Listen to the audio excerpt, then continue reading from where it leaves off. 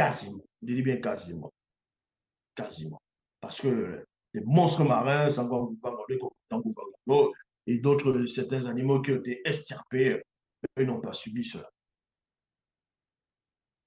Donc, l'une de ces femmes de main l'a mis sur l'endroit malade pour que le roi guérisse. On va passer dans la phase 3, la vision sur l'un des deux. Parce que Wonja ici, il va parler de deux personnes et ensuite il va se centrer sur une des deux personnes. Et dans les Bibles classiques, ils ont ramené le christocentrisme pour faire croire qu'on parlait de Yoshua, qu'on parlait de Jésus, déjà Jésus qui ne veut rien dire du tout, qu'on parlait de lui. Et donc, du coup, plein de gens, des milliards de personnes vont aller prier, pleurer, faire des fêtes, tout ça là. Ça ne sert à rien. Vos religions ne servent à rien. Ça a été inventé. Peu importe la croyance. Que tu sois kémite, peu importe. Que tu sois, tu es dans le vaudou, tu es dans le bouddhisme, peu importe ta religion, peu importe ta croyance, tant que tu n'es pas à la source qui est en face, tu es dans le faux. Est-ce que tu comprends? Vous pouvez ressentir toutes sortes de sensations. Vous pouvez imaginer que votre Dieu vous parle, que les anges vous savez en vous-même que c'est faux, vous n'avez jamais vu un être surnaturel. Vous le savez en vous-même. Vous essayez juste de vous persuader que vous ressentez des choses, que vous voyez des choses. Vous savez en vous-même que c'est faux. Tu essaies de vouloir te convaincre. Tu as une conscience à l'intérieur qui te dit que ce dont tu dis, c'est faux. Est-ce que tu comprends? La vérité est en face de vous. On va aller dans la phase 3, vision sur l'un des deux. Wonja chapitre, donc Isaïe chapitre 51, versets 3 à 7. Il est dit, vision sur l'un des deux, point virgule, méprisé et abandonné des hommes et des femmes non initiées corrompues, ainsi que des blancs et des sang mêlés métis, hommes de courage. Donc, d'abord là, quand on parle ici vision sur l'un des deux, dans la vision, dans la prophétie qu'il a eue, c'est-à-dire la vision qu'il a eue, donc qu'il a pénétré, va donner une prophétie.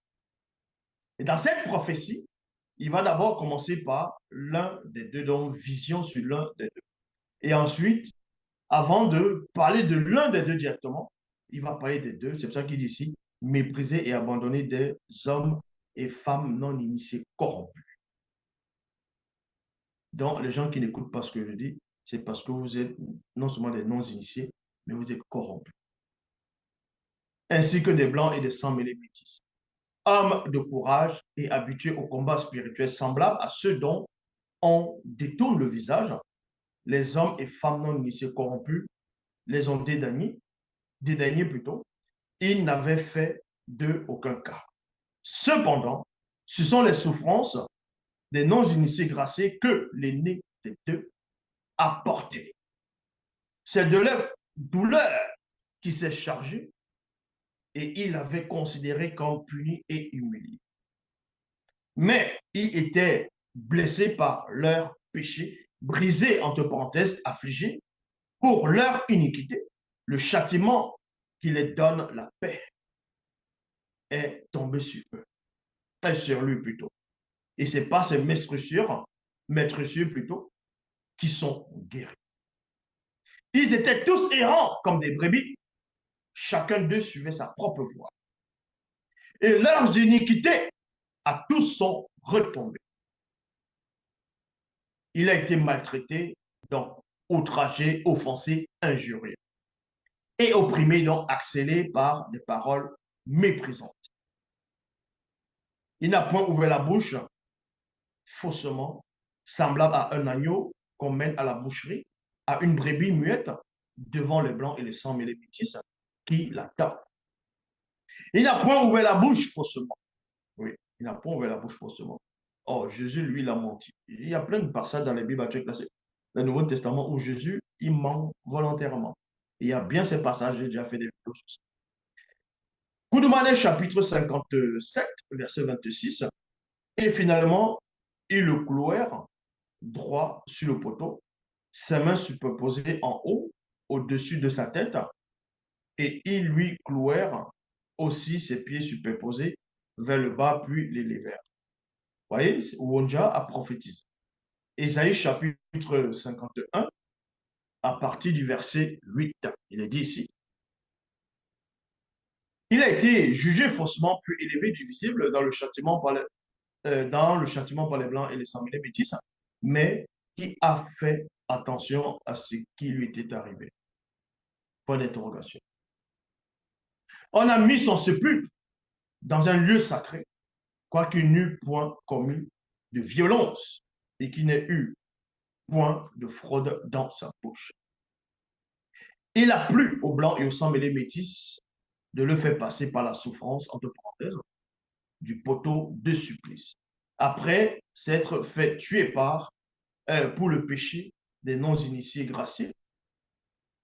Il régnera, lui et le deuxième, parce qu'ils sont le grand tout, entre parenthèses, hormis Tété, rien de tout ce qui existe, rien de tout ce qui existe ou n'existe pas n'est au-delà du grand tout. À cause du travail de son esprit avec un E majuscule, il rassasiera spirituellement les regards. Point virgule. Par leur connaissance, les deux ouins, donc les deux ouins, entre parenthèses, Christ sauveur,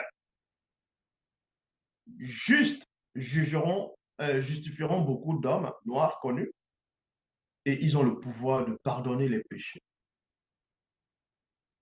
L'aîné a été livré à la mort physique parce qu'il a porté les péchés sans lui-même devenir péché et pécheur de beaucoup d'hommes noirs connus et il a intercédé pour les coupables connus.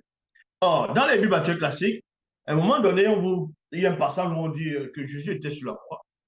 Et à un moment, il dit, et là où la Sabachthani. Donc, Élie, Élie. Dans l'autre version, c'est Élie, Élie. Qui veut dire en gros, mon Dieu, pourquoi m'as-tu abandonné?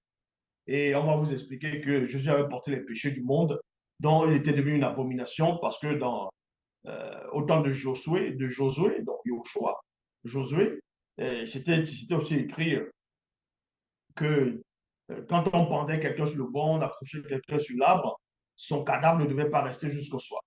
C'est une abomination devant l'Éternel. Paul aussi de Tarse, dans les bibliothèques classiques, avait fait allusion à ça. Donc, quand Jésus était sur la croix, la nuit se manifestait déjà, mais bon, il était devenu une abomination. Donc, mon Dieu, pourquoi m'as-tu abandonné? Donc, il était devenu un pécheur, il était devenu une abomination plus que les autres même. Or, Dieu qui savait, il n'est jamais devenu une abomination.